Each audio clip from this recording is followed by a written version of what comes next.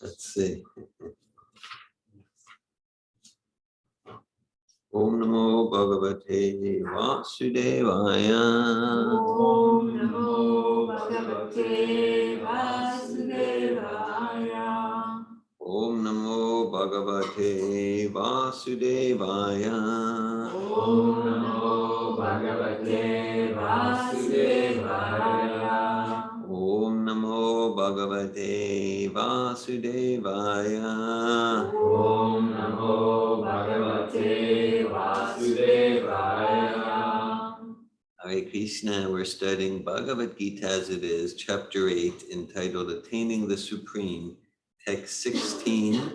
Text 16, today is December 22nd, 2021. All right. Yeah. All right. So text 16 of chapter 8. Brahma, Uvanat, Loka, Puna, Avartina, Arjuna, Mam, Upetya, Tu, Konteya, Puna Janma, Na, Vidyate, Abrahma Bhuvana Loka, Punaravartinarjuna, Mamupecha Tukanteya, Punarjanma Navidyate, Abrahma Bhuvana Loka, Punaravartinarjuna, Mamupecha Tukanteya, Punarjanma Navidyate, Abrahma Bhuvana Loka, Punaravartinarjuna, Mamupecha Tukanteya, Punarjanma Navidyate,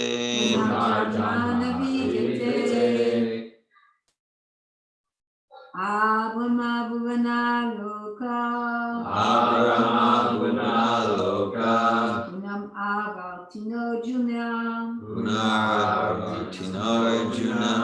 Mamupetya Tukanteya,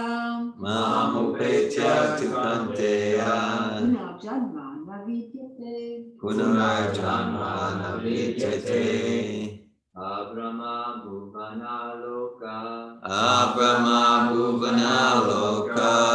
Punaravartino Arjuna,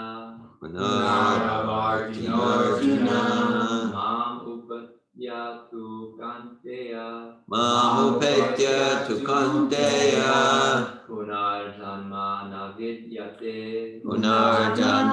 Navidyate. Would anyone online like to recite the verse? Abrahma Bhuvana Loka, Punaravinton Avartino Arjuna, Mamupecha Tukanteya, Punarjanma Navidyate,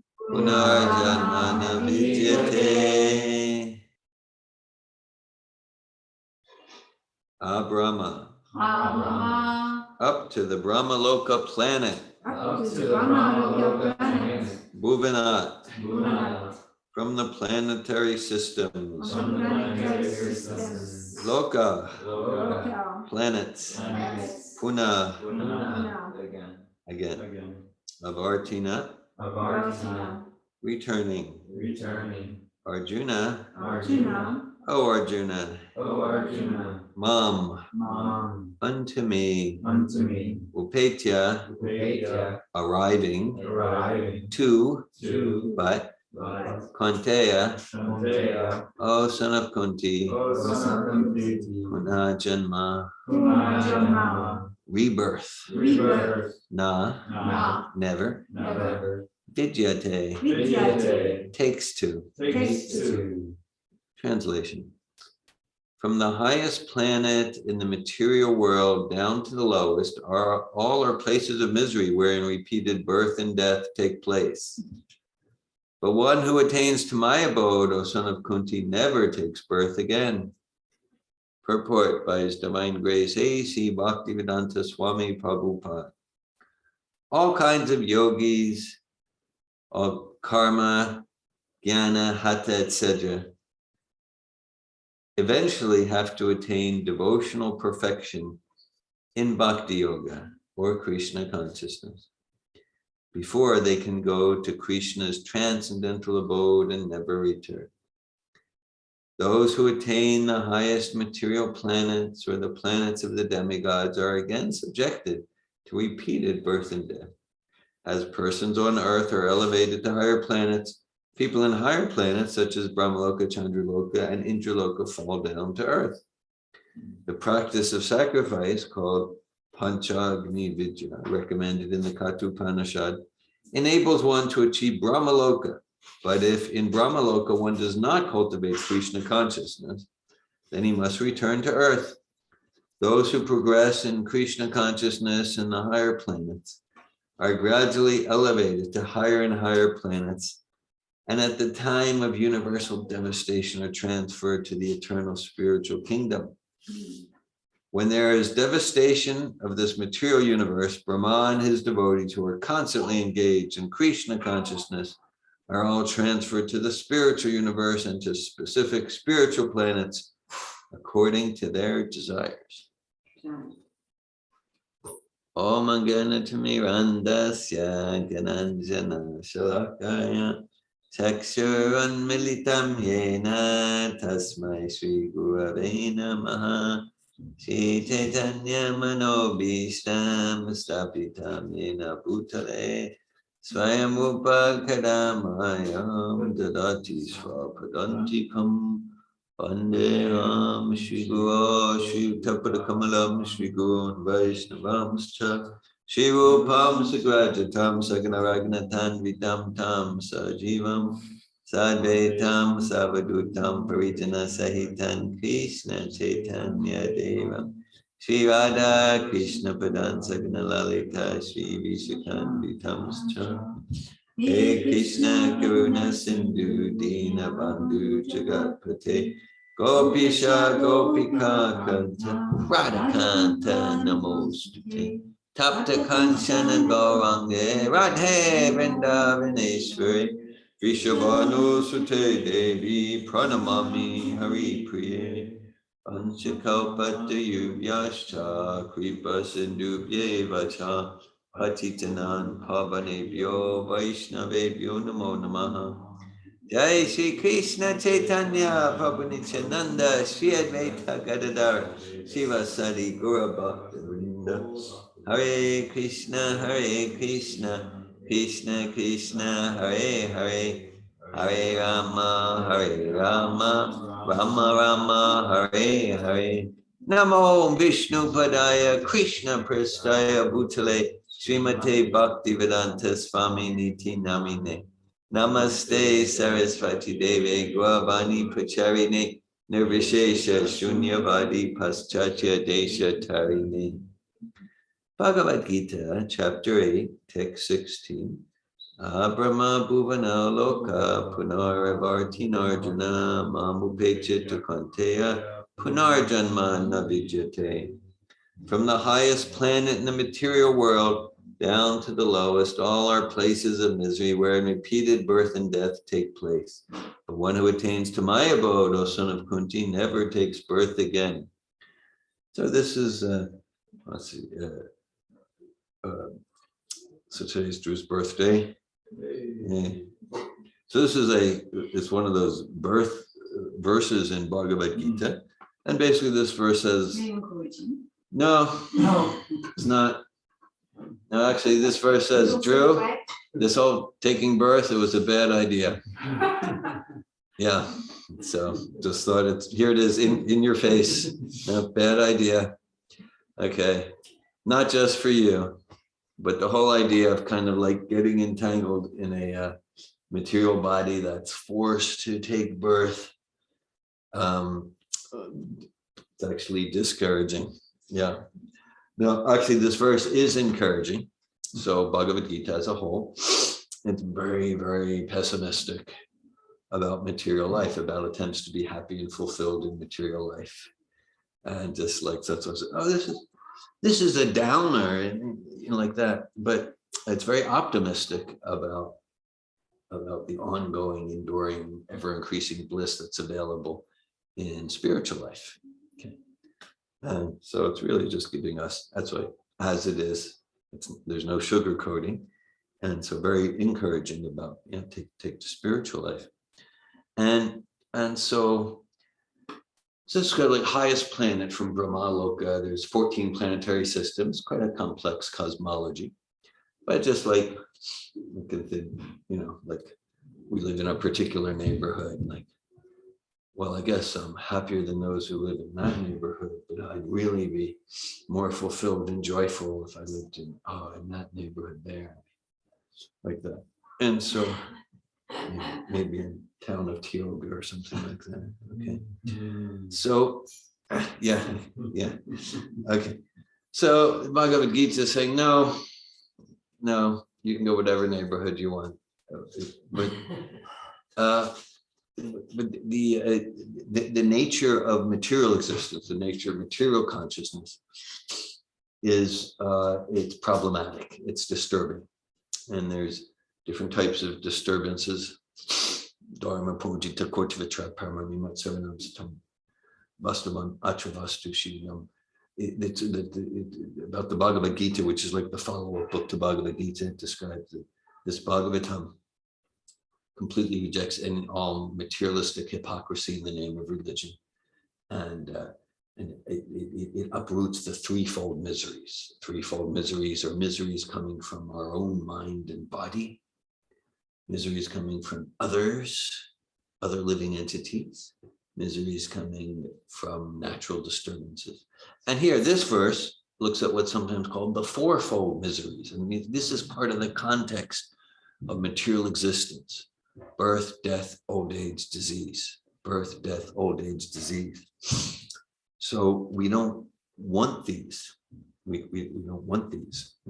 Right? These are sources of.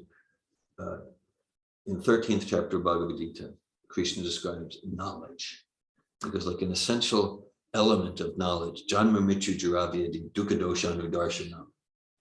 To understand, actually the way Prabhupada translates it is like the inherent evil, but the inherent, let's call it, unnaturalness of being stuck in samsara. When we started right at 5 a.m. Samsara Dava Nalali Daloka Trinaya Karunya Ganat from Paptasya Kalyana Gunanavasya Vande Guru Shri Charanaravinda. That this whole cycle, samsara, cycle of birth and death, birth, death, old age, disease, that it's like a blazing fire. And all these metaphors are used. So if we're in the forest and all around us, there's a blazing fire, the heat, the fear. Then the bona fide spiritual master, he's like a merciful rain cloud who extinguishes the blazing fire. A very beautiful verse. That's what Prabhupada instituted. We start our day with that verse, Samsaradava. So the spiritual master is like a merciful rain cloud who extinguishes the blazing fire of material existence to whatever extent we grab hold of the lifeline. Prabhupada sometimes uses the metaphor, like if we're drowning in the ocean, and even if we think we're a great swimmer, so on the high school team, whatever, however fit we are, if we're in the middle of the Pacific Ocean, doesn't matter how good a swimmer you are. This is a desperate situation. And then Krishna, the spiritual master, the Vedas, they come along on a boat and they're throwing us a lifeline. And everything's there. The knowledge, the process, the association, everything's there. And Prabhupada emphasizes, he goes, and it's your choice to grab the lifeline. No one's going to do that for you. No one's going to do that for you. Okay. So that's our opportunity in the human form of life. Brahmanda Brahmi Te Kona Bhagavan Jiva Guru Krishna Prasadi Paya Bhakti Lata Be. That we're fortunate to encounter Srila Prabhupada giving us this sublime knowledge, the sublime process to liberate ourselves from the cycle of birth and death. These are and so we get to grab the lifeline and to be real friends to each other, to really show love for each other. Means we support each other to grab the lifeline, be honest enough to notice when we're kind of foolishly deviating from that path of grabbing the lifeline. So these are like the 4 pillars of material existence: birth, death, old age, disease. And so even someone says,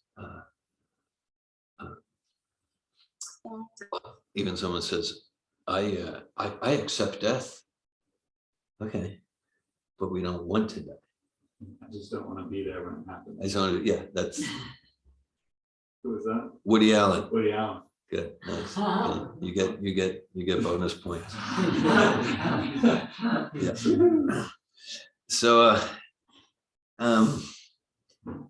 yeah, like if we can, I accept, I'm not scared. It could be, but let's say if someone comes at us with a knife, we're gonna fight, or we're gonna run, because we don't want to die, and that's natural, because it indicates the nature of the self is to be deathless.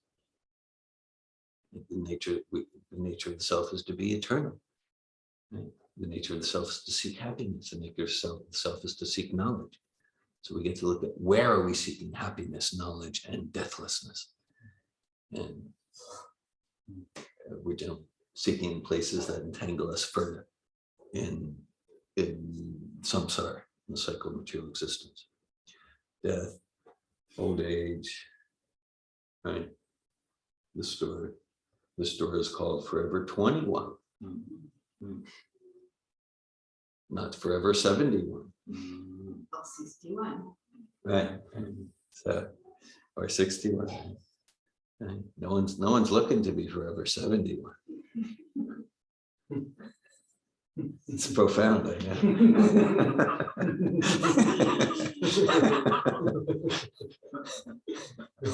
You took that from Prabhupada? No, that's your. Well, I'm trying to represent Prabhupada in a distinctive way. Right, because we don't want the old age thing. Yeah. And now someone said, okay, birth with disease. So I was like, dear Govinda Das, you're living in the Stone Age, because through modern medical science, there's practically nowadays, it's not like the Middle Ages, nowadays it's practically no more disturbance from disease. Yeah, it's a strong argument. Let's think about it. It's true. Modern medical science has made so much. They've cured so many diseases. But like maybe never before in human history, or at least in our lifetimes, has there ever been more disturbance on so many dimensions from disease. Yeah. Because it's part of the context. It's part of the context. Right?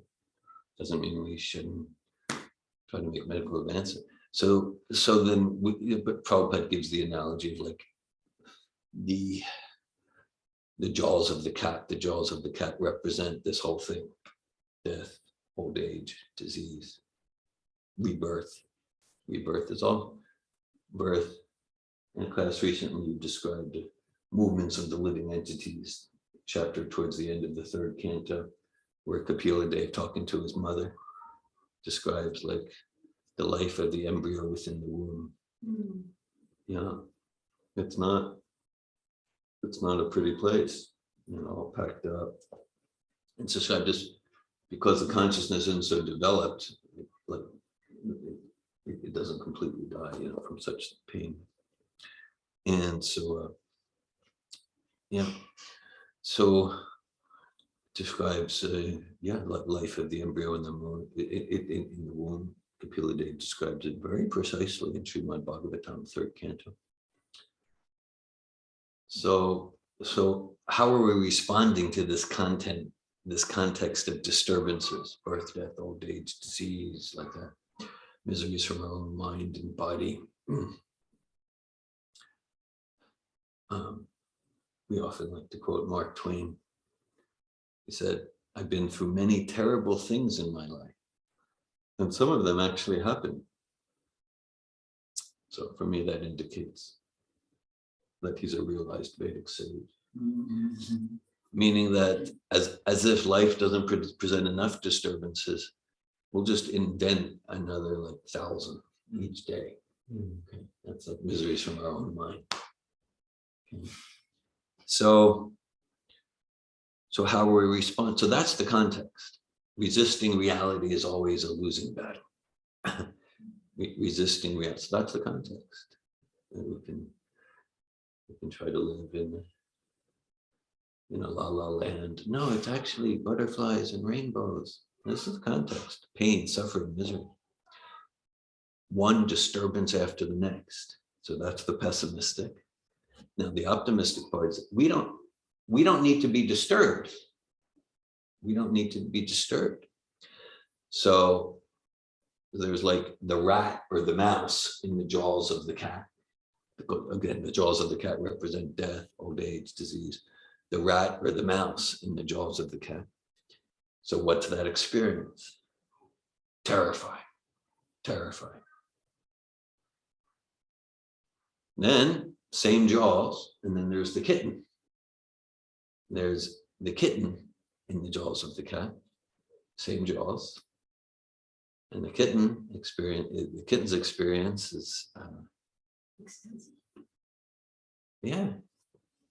joyful, sheltered, warm, nurturing, nourishing, protected. Right? So the rat or the mouse represents one trauma, one misusing the human form of life for temporary gratifications, alienated from the self, for just, in a sense, being like two-legged animals dedicated to glorified forms of eating, sleeping, mating, and defending. And the kitten represents the spirit soul using the human form of life for self-realization, for Krishna consciousness. And there's this story in the 4th canto of Bhagavatam, Dhruva Maharaj, who lived an exemplary life. He had some anger issues as a child, but after that, but even that was dovetailed, and he met Narada Muni, and he grabbed the lifeline, and then became like a very saintly king. And described then it was time for death, and then it was time for death, and death personified was there. But then described, so then behind death personified for Dhruva Maharaj, there was this transcendental airplane from the spiritual world. There, the airplanes are living entities. It's not like a gross form of airplane like we have here. So it's described Dhruva Maharaj on his way to the Vaikuntha airplane. He stepped on the head of death as like a springboard, like some athletic feat. He stepped on the head of death to get to the airplane to Vaikuntha. So that's the devotional mentality, right? Yeah, so we utilize, we dovetail. This is the devotional consciousness. Yeah, relating to old age, disease, death, the valid fear of forced rebirth. We relate to that joyfully. Like, yeah, okay, let that move me to become more urgent than ever about my eternal life, But that's where the real ever expanding, ever deepening bliss is. Okay, so that's like stepping on the head of death as a springboard to such Chidananda, Vigraha, eternal life, like that. Very joyful. Yeah, so we get to be like the kitten rather than like the rat. And okay, and then Prabhupada right here, the first line of the purport, is saying there's many processes. Bhagavad Gita, the Vedas give many processes. And those processes in themselves will not lead us to liberation from the cycle of birth and death. They can help, they help in different, because all of those processes intrinsically are rooted in material existence. Like karma yoga, my capacity to do work, jnana yoga, the capacity of my intellect, mystic yoga. And again, all these, they're all there in Bhagavad Gita. Mystic yoga, it's rooted my capacity, my tremendous capacity to be austere. Okay. Right. So so it's rooted in matter, so it can't take us to transcendence. And all those other processes, just like different rivers flowing to the sea, all those other processes are all meant to lead us to bhakti. And that's the thread, that's the consistent thread in Bhagavad Gita. They're all meant to lead us to full 100% enthusiastic dedication and devotion to serve God with love and devotion, bhakti. Okay. So this is important. And without understanding that thread, then the Bhagavad Gita does in fact seem like some sort of mishmash, disjointed,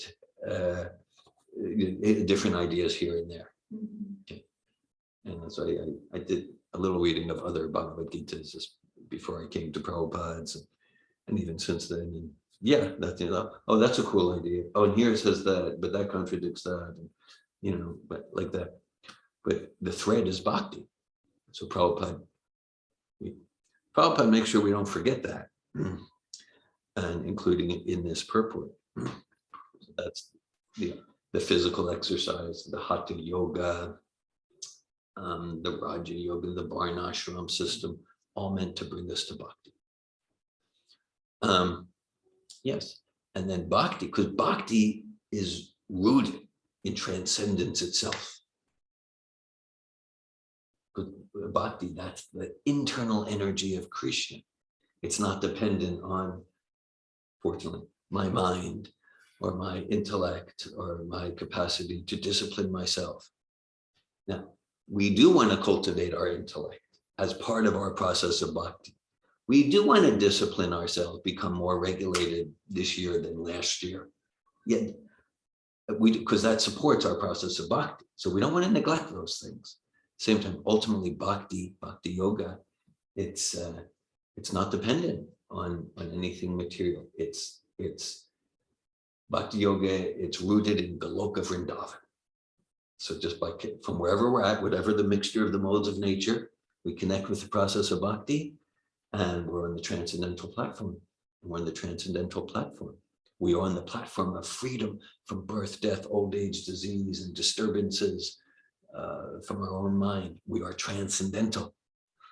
So that's good. That's a good thing. And this forced birth is, see, now like that's why, like, technically, unless it was like tomorrow, on some calendars today, but tomorrow it's the anniversary of the disappearance day of Bhakti Siddhanta. Right, last month we had the disappearance day of Srila Prabhupada. September, the appearance day of Srila Prabhupada. Appearance day. So that's why technically, like sometimes Prabhupada says Krishna's birthday, but more technically we don't say birth. We say appearance and disappearance for Krishna, his expansions, and his pure devotees, because it's not a forced birth like conditioned souls. That's different. Personalities like, well, Krishna, Jesus, Prabhupada, they're not forced to take birth to try to fulfill some futile material desires like the conditioned souls. Condition means I've got myself conditioned to accept something as true that's actually illusion. Like, I'm David Wolf. I'm this body. That means I'm conditioned to the extent. Modern man. What's that? You're a modern man. Modern man, yeah. Evolved modern man. Yes, so What's going on here? some whole subtext to the class. Okay.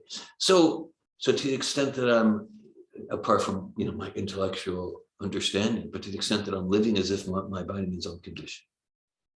So personalities like Prabhupada,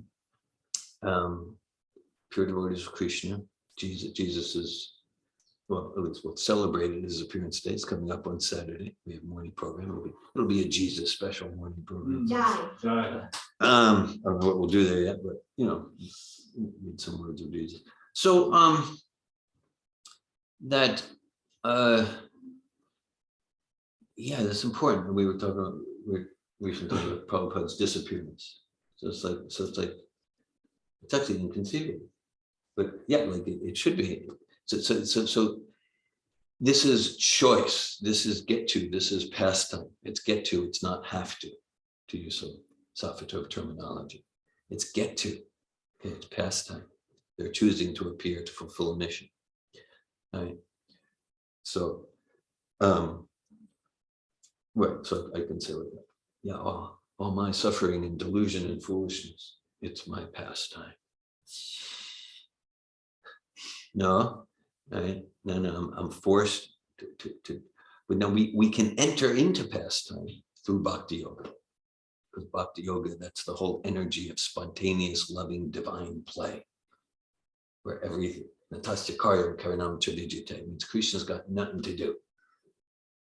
And he does a lot, but he's not forced to do anything. And we get to join that consciousness to the extent that we give ourselves to serve Krishna. Through serving his pure devotee Srila Prabhupada, then we are also Natasya Karyam Karanam Chadijite. Then we're also completely get to spontaneous divine play. So that's why it's the appearance and disappearance days of the acharyas. We don't technically say birth and death. Okay. So we connect like right now, we're on the transcendental platform. We're absorbed in Bhagavad Gita. We just had joyful kirtan. We are on the platform of liberation from birth and death. Okay, good. Now, staying there. Okay, then we get to steadiness. Because just because I'm on that liberated platform, you're on that liberated platform. During morning program, everyone's a pure devotee. Yeah. Pretty much. Okay. Now, what's happening at 2 p.m.? What's happening at 7 p.m.? Okay. So then I guess the Sanskrit term is nishta. Sangato bhajana kriya tatonata nivritisa tatonishta ujistata. Rupa Goswami describes a 9-step process. And at first it might be like, well, this Krishna consciousness, well, I like the people there. It's a great food. And it's like that. It's like enough respect to trust, like, let me check it out. I'll read one of those books. And it's like the beginning of a process. We have some faith, right? Here we are on a Wednesday morning. Many things we could be doing. Here we are discussing Krishna's words and Prabhupada's words, Bhagavad Gita. There's other things we could be doing. So we have some trust. To associate, either let's call it in the physical interface, or to associate through Prabhupada's vibration. We're associating through the pictures and the forms of the pure devotees. Let me associate with these people more. Let me associate with these people. And then bhajana kriya. It means, okay, let me just not, I think like I want to do more than just hang out with the devotees. Let me start practicing. Think to it. Okay, let me start practicing. And then nishta. Right? Nishta means like steadiness. Let's just take a basic example. Let's say if we're Let's say we have a wonderful feast in front of us. Okay. All right. So, okay, let me focus in here with full presence. Okay. But let's say if we're trying to enjoy the wonderful feast, you know, the sabji and the sweet rice and halava and the chutney, but then the doorbell rings. Oh, let me get up a little bit. Okay, we go back, and then 30 seconds. Oh, phone. Okay, so our enjoyment is interrupted. Our enjoyment is interrupted. And Krishna says, Prajakshava gamam dhamyam shushu kam kartuman. This process is joyfully performed, and we know that. That's why we're here.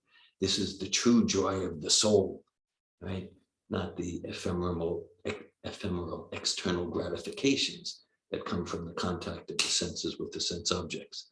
That gives no, again, whatever neighborhood we're in, the contact of the senses with the sense objects, whatever car we drive, it's not going to be nurturing for the soul. So this bhakti, it's energizing us to the very core of our being, any contact with it.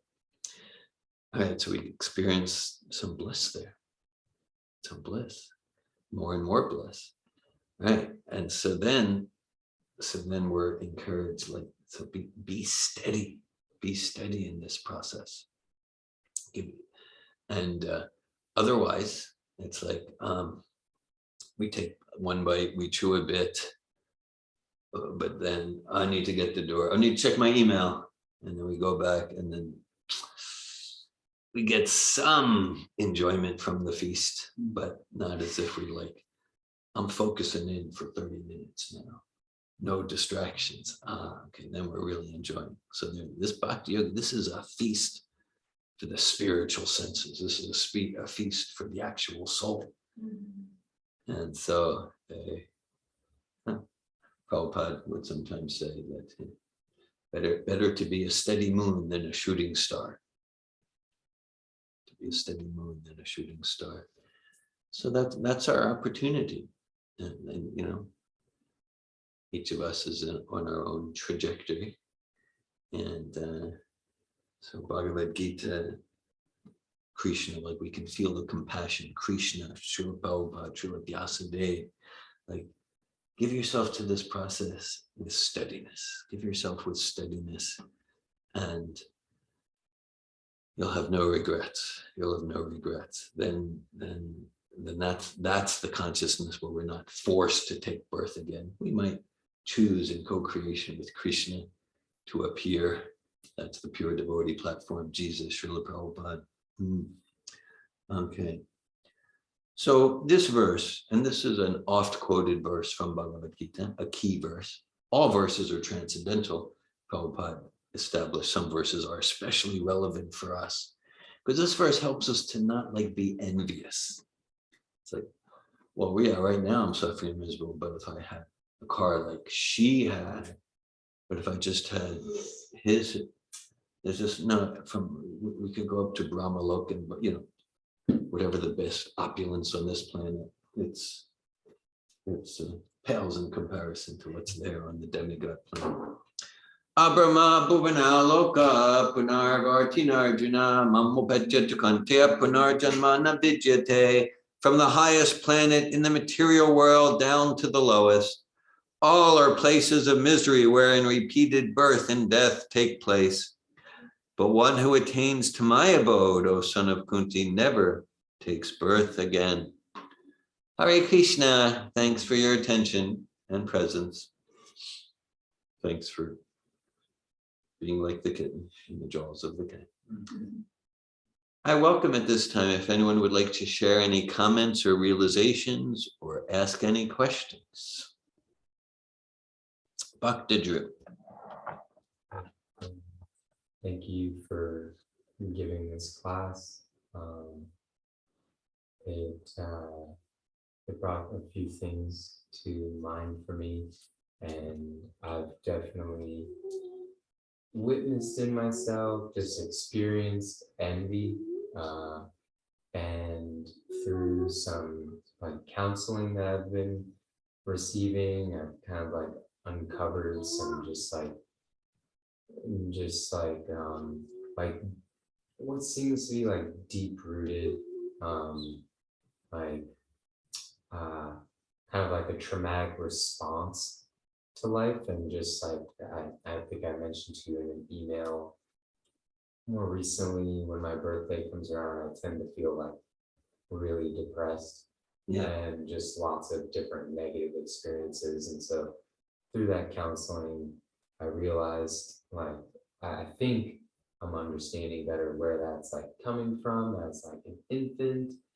And now like through this class and just like my process today, this association with you all, I'm just like seeing how like there's potentially some like benefit to it, although it's really painful for me because it just feels like, yeah, I've created this, and it's also been just like 32 years of like kind of like pushing the beach ball down, or just like a lot of suffering, whether I'm pushing it down or letting it up. It just felt like a lot of suffering. And so now I'm just like very acutely aware of that. And I'm gaining a little bit of like a broader perspective, maybe some appreciation for it, because it just feels like, well, there really isn't anything in this material world that's really gonna like be satisfying for me. Because like what I uncovered is like, I'm just like always looking for my mom. I'm just always looking for my mom, always looking to like feel loved by someone. And it just feels like, yeah, I've been looking for that since like being an infant. And it's like a weird clarity. Like I might not remember what I did last week or what I had for breakfast 3 days ago, but that feels really clear of like, wow, I've been looking for that like since a baby. And I know like my mom has love there. She calls me all the time. And at the same time, like it's like, yeah, it's not even satisfying knowing that she does love me. I have had this psychology going on, and I'm seeing like a bottomless pit that's never satisfied. yeah, it's like a bottomless pit that's never satisfied. And it's like my little bottomless pit that I've like created with like my mind and through my experience.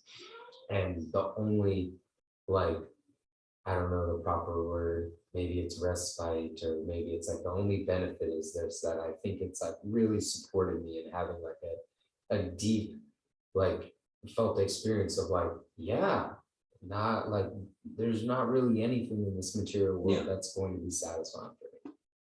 Yeah. And from that place, I feel like now, yeah, I'm wanting to like dovetail my tendency towards like depressive feelings, maybe my tendency towards like envy, to just like, yeah, just remembering that, I don't know, I'm not really experiencing much clarity beyond that.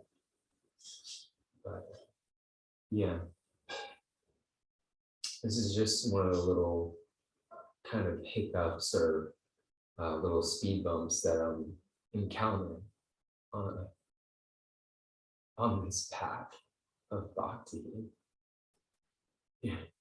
Hare Krishna. So thanks for your vulnerable sharing, Bhakti Drew. I'm hearing that in many respects to you, you're not experiencing it as a little speed bump. You can feel like this impenetrable wall. At the same time, I'm also hearing, like, as you immerse yourself in this meta view that we get from Bhagavad Gita, then that's like helpful. That's like it's a bit freeing for you to see that, okay, in the scheme of things, although when you're immersed, it doesn't feel like a little speed bump, but can feel this is a major crash or something. But you can say, philosophically, you're on this sojourn in the material universe, and right now you're in this body called Drew, and experiencing a lot of distress. To get the philosophical view, that I'm hearing that this is, it's sheltering for you. It's sheltering. Like you're immersed, you're doing emotional work, psychological work, looking at childhood roots. And I get that that's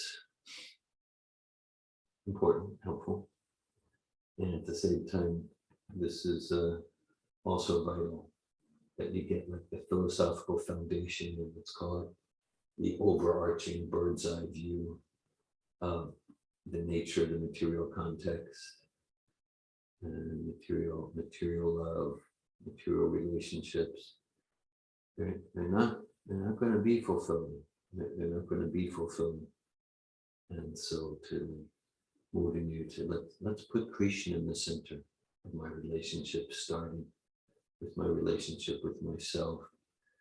And you know, since I've known you, you're doing that to some extent. So I get that you're appreciating hearing this authentic philosophical presentation about the nature of material life and the nature of where envy comes from, and the solution of Krishna consciousness. Yeah. Yeah. There's another thing that's coming to mind is like I'm just hopeful. I'm hopeful that I've realized, I've been searching for my mom, searching for love in that way. And now I'm just like really hoping that I can like dovetail that to like just searching for Krishna and everything, and looking for Krishna and everything. And maybe that shows up as like, how can I serve Krishna in this? And just for that to be like my foundation, rather than like looking for my mom, looking for approval from someone so that I could feel the love that I didn't feel from my mom. And just like, I'm really wanting that. I'm really wanting that. And I'm like, yeah, I feel like there's like a part of my like soul that like wants to cry out for my mom. Yeah. And I'm just like really hopeful. Like maybe I'll give myself that space to like cry out for my mom. And like maybe from that place I can like start to cry out for Krishna, you know, because I just really, I wanted to feel connected to my mom.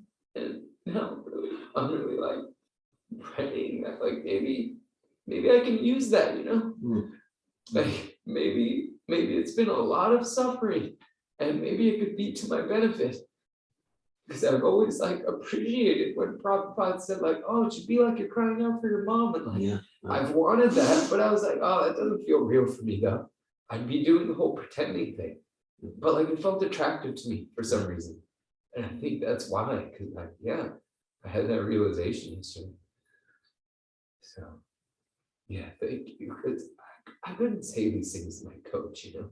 I get pretty vulnerable with her, but like I feel like I can be particularly vulnerable in terms of bhakti with you. Because you've supported me for years. So I'm really grateful to you. Dhira asked me what I wanted for my birthday. I was just like, oh, I'd like a bhakti yoga program. That's it. So thank you. It's very supportive for me.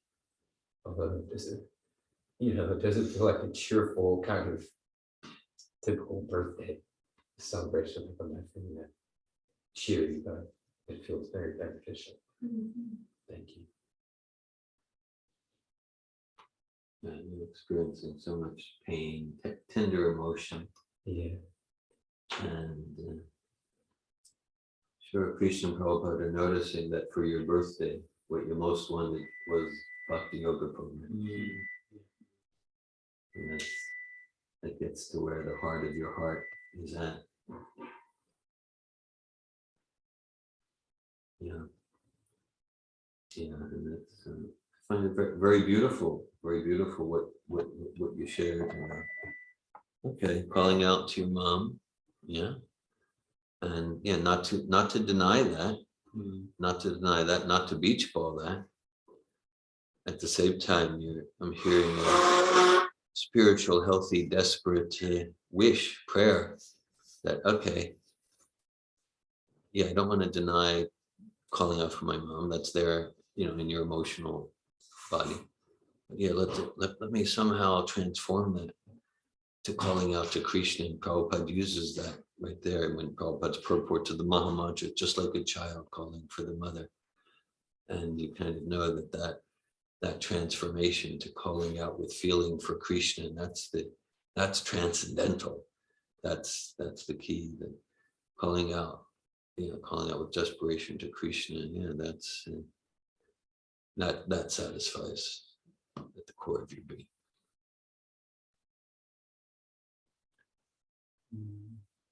Thank you, Drew.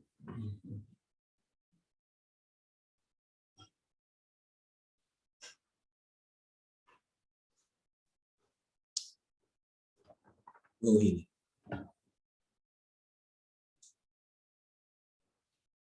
I'm thinking about truth sharing and thinking about my a realization I had recently about like my constant like longing or yearning Yeah. for like something better or something different, which are like constant. It's like constant. And also from your sharing.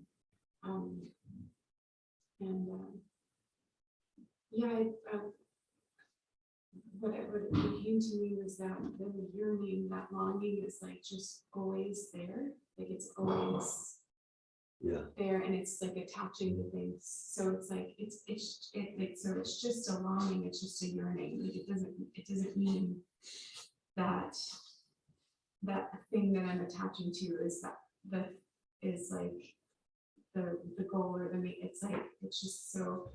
Yeah, it's been helpful for me to.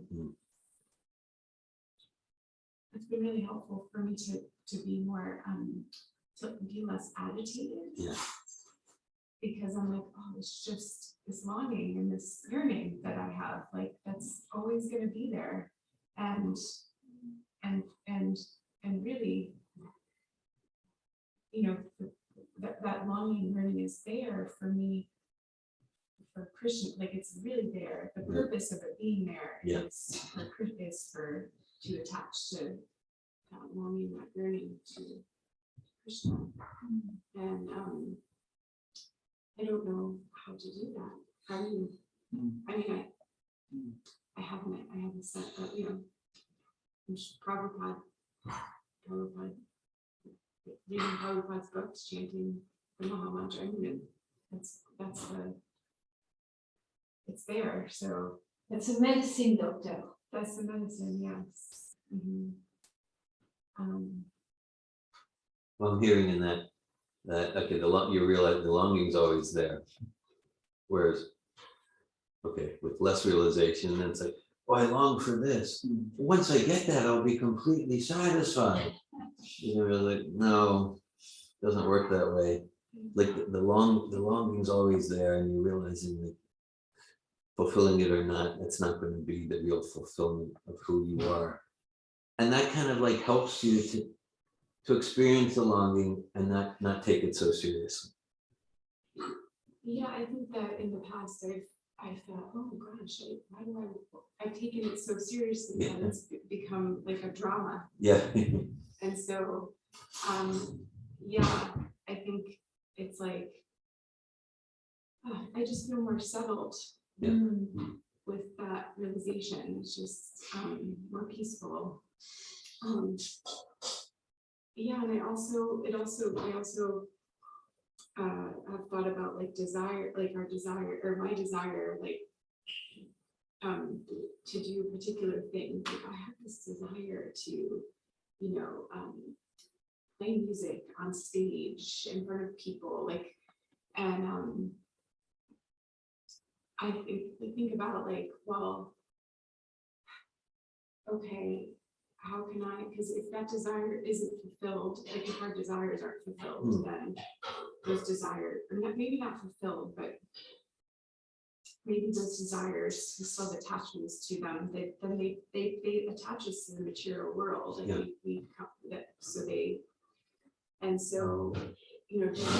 okay, well then I need to fulfill this desire so that like I don't have the desire anymore, Then I'm complete. then I'm complete, or is it just like, our desire, like, make my desire Krishna?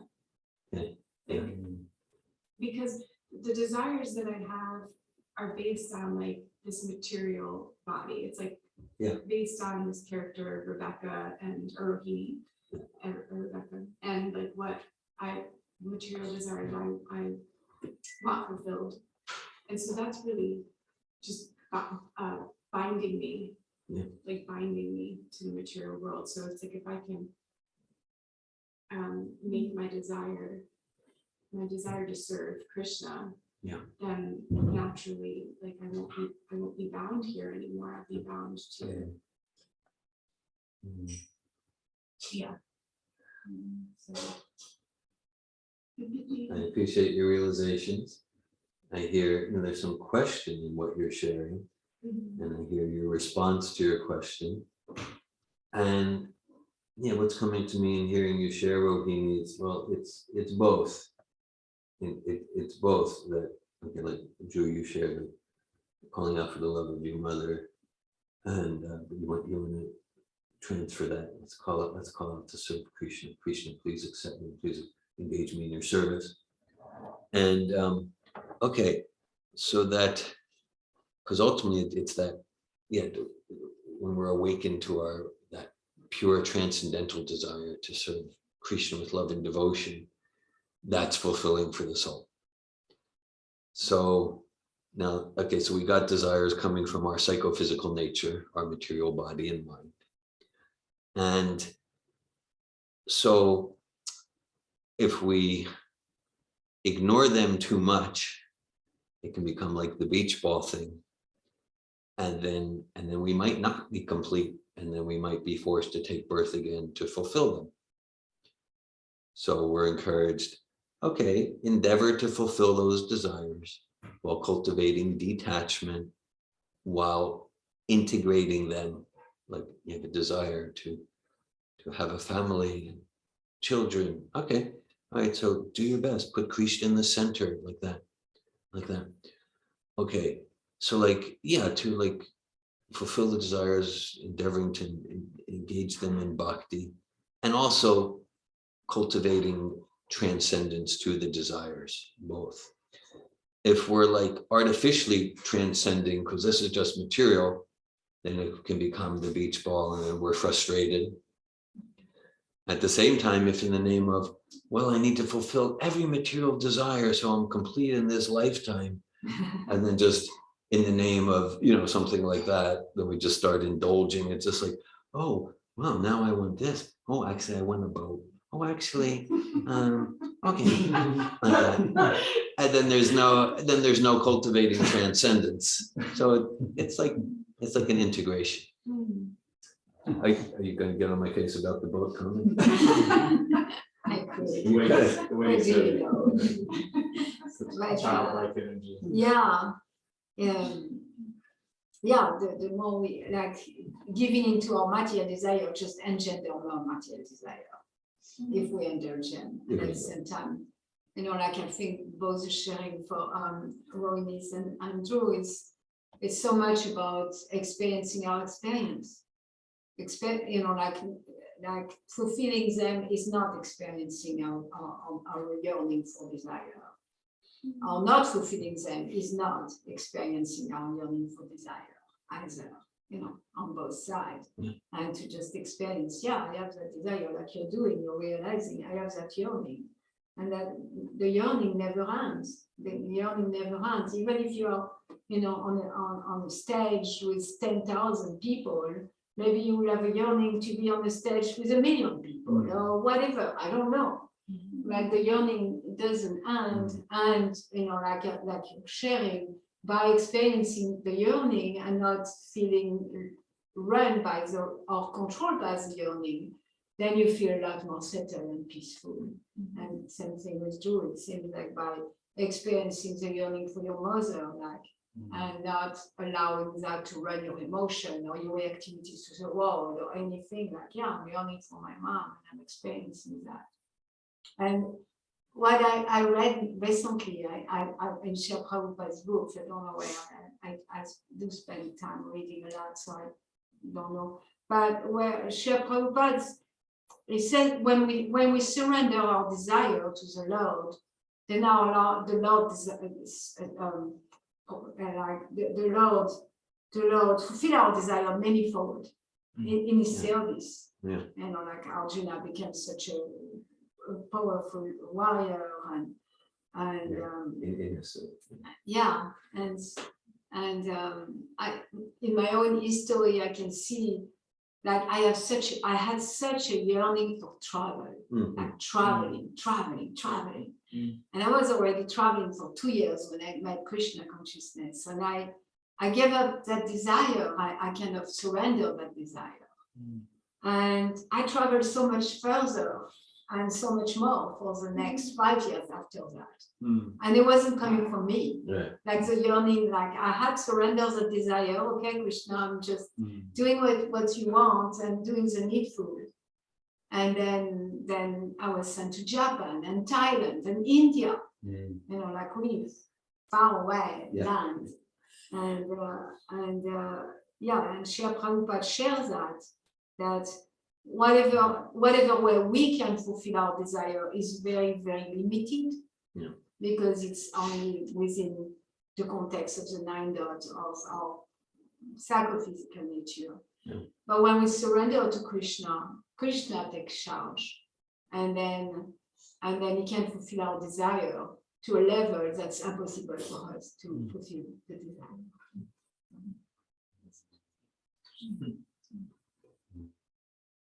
Thanks for that. Thanks for that, Robert. Yeah. It's a win-win. It's a win-win, yeah. No losing. It's win for all living entities. Yeah.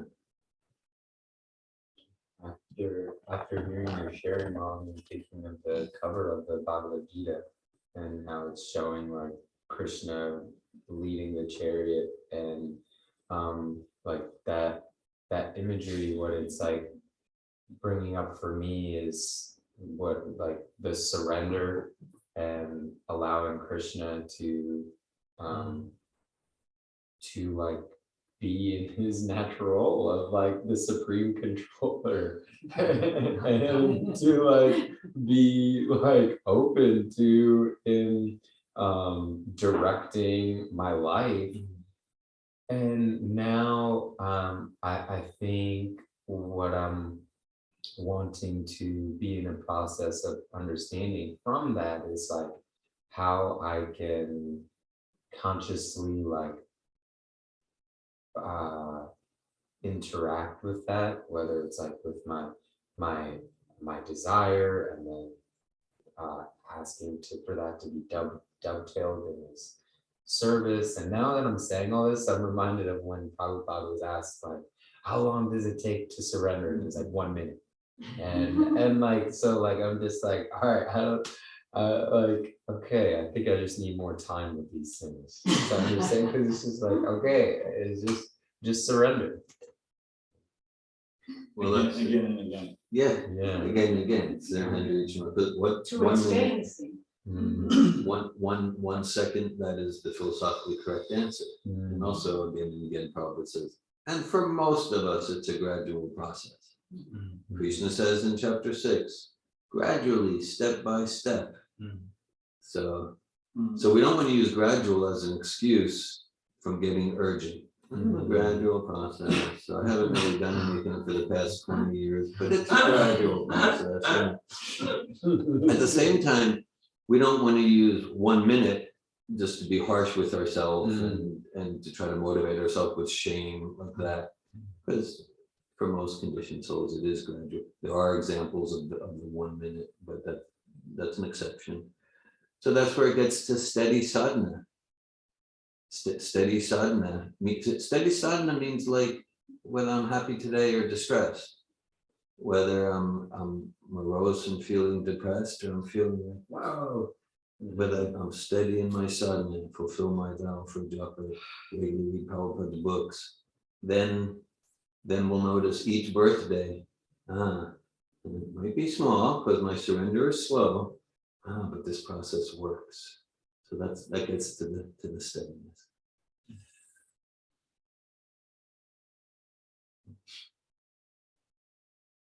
Krishna can absorb all. All that's what's happening inside, what's happening in our life, externally, internally. It's all Krishna's. Offer to Krishna. I was listening to this podcast yesterday. I was doing that, like, I think he said, like, yeah, it'd be so interesting if, like, every time a baby was born, he said, like, welcome, you're gonna lose everything you love one day. And how, like, babies, they cry when they're born, and it's like, why? You know, like, scientifically, they're like wanting them to cry to take their first breath. Yeah. And I was thinking about praying and how I was just like, wow, maybe we're crying because we're longing for that affection, and then it's the parents' responsibility to, like, provide that. And so I'm just thinking, like, there are some children who don't grow up with that. Like, Drew and I have talked about not feeling cared for really by our parents, and then now we're adults and we're, like, still seeking it out in these superficial ways. And then we're trying to like take shelter under Krishna. So it's like, I know, I'm like, wow, I'm just streaming with thoughts, like, Prema is not really she's my child, but she's not really mine. She's Krishna's child. Yeah. So where is that? Like, it is my responsibility to, like, show her to keep her alive, to love her, to care for her, and, you know, and, like, I guess, plant the seeds of Krishna consciousness. I don't know. I'm just thinking, like, yeah, like, what's not wanting to get too attached to Prema, like, what's healthy attachment, what's not. And I'm just thinking, because I'm not ultimately the source of her love, but yet I'm responsible for, like, giving her love. I don't know if there's a question in there somewhere. But yeah, like, yeah. Well, it sounds to me like you do now. You know what you have a question there, and what you spoke is fully aligned with Bhagavad Gita and Srimad Bhagavatam. And so you're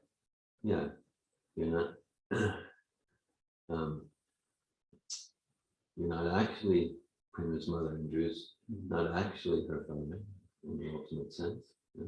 So Dhira, Krishna is the seed-giving father. We're just reading a pastime in the 6th canto, and there was Daksha, and he actually produced 11,000 sons or more, but he produced one set of sons named the Haryashvas, 10,000 sons, and then they went to do austerities in the banks of the river, and great austerities to produce lots of progeny like he did. So through their austerities, they become highly realized. And Narada Muni comes along, and he gives this kind of very sophisticated, brilliant metaphor. But they understood it, and part of the metaphor was that, like you don't know your real father. So Daksha, he's not your real father. He wants to engage you in materialistic activities, right? So there's a verse in Bhagavatam spoken, 5th canto. Pidana nasasya janani nasasya namochya samapita mitu. This actually says one should not become a mother or father unless they're sincere and capable to deliver their dependents from the cycle of birth and death. What's that? It sounds like probably Rishabha. Yeah, correct. Because he was speaking to his sons precisely. You're correct. 5th chapter, 5th canto. So that like Prabhupada would sign his letters, your ever well-wisher. Right. So you can be Prema's true ever well-wisher by protecting her materially, protecting her emotionally in all dimensions, protecting her, that's your responsibility. And to love her by bringing her to Prabhupada. Prabhupada's truly our ever well-wisher, because there's no material tinge in how he relates. He's simply bringing us to Krishna. That's his only desire. So that's how we can really be a well-wisher for our children, all family members, for the guy at the post office, for everyone. So to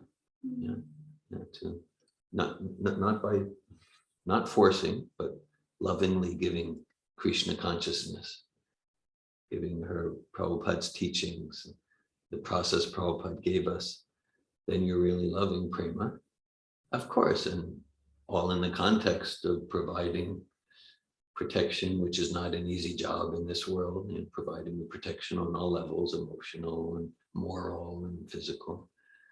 And in that context, to give her Krishna consciousness, then you're truly her ever well-wisher. Otherwise, in the name of love and the sentimental. Yeah. It seems that the challenge we are facing as human beings is to tap into non-attached love. Yeah. Love that is devoid of attachment, material attachment. Yeah. And from that platform, actually, Srila Prabhupada, when he signed Ever Well-Wisher, everybody can feel his love. At the same time, it is non-attached. And it seems the more non-attached we are, even to children, which is so difficult as a mom or dad, the more we can love. Yeah. Because our attachment gets in the way. Yeah. Because they're connected with expectation and all those emotional attachments. They are called love. Many people, they don't make the distinction between the two, and they feel like, oh, I'm so attached to her. Well, and that's how I love her. But by making that distinction, then one can, learn to let go of attachment. Yeah. And when that attachment go, like real love can manifest, and that love is free and can be such a well-wisher, and then the parents do their duty. They come to a place of dutifully giving what the child is needing without being stuck in those, entangled places. rajasic and tamasic attachment. There's a purport in the 13th chapter to 8 to 12, and Prabhupada says, the spouse and the children, these are not natural objects of attachment, and not to pretend it's not there, but let's dovetail the attachment, and let's have family kirtan together. Let's put Krishna in the center. So again, it's not like beach balling and pretending we're not attached when we are. At the same time, using that attachment, not just indulging in it materially in a sentimental way. Okay, let's experience this attachment and let that move me to truly cultivate giving and receiving true love with Krishna in the center. Like I'm thinking like how much anxiety my mom had as kids, and I almost feel like the anxiety was so intense for her that she almost detached herself in like a cold way with us. Yeah. And like whenever I feel that anxiety coming up with me, I'm like, oh, one day she's gonna go, I'm gonna die, she's gonna be alone. Like I have these anxiety, fear-based thoughts, and I'm like, now I'm connecting with like how nice it is, like how grateful I am to have faith in my heart and like to have connected with faith in my life. Because Krishna relieves that anxiety so quickly. Like as soon as I think about taking shelter into Krishna, or like my thoughts where she'll truly feel safe, not really in my arms. I mean, yes, she's young and that's just natural, but like she's surrounded with, she's gonna understand what it's like to feel safe, and that's through the love for God. And anyways, it's relieving, and Krishna relieves us. She's relieving me for sure of that anxiety. I hear your deep gratitude to have found, discovered, stumbled upon this most sublime process. So like this realization of how to really be a loving parent in the truest sense. Yeah, like, okay, parenthood, like, for sure, we want to responsibly fulfill material, physical, all those dimensions. At the same time, most, if not practically all, the animal species, they do that. I'm just stating the fact, right? So then in the human species, we want to do that too. And we get to be a parent in the spiritual sense. We get to provide Krishna consciousness, self-realization. Yeah, Prabhupada makes that point a lot. To take birth, nothing special there. The dogs do it, the cats do it, the worms do it. But now, if we use our birth to really reawaken to our spiritual identity, that's special. So that's how you could be special as parents. Bhagavad Gita ki. Jai. Srila Prabhupada ki. Jai.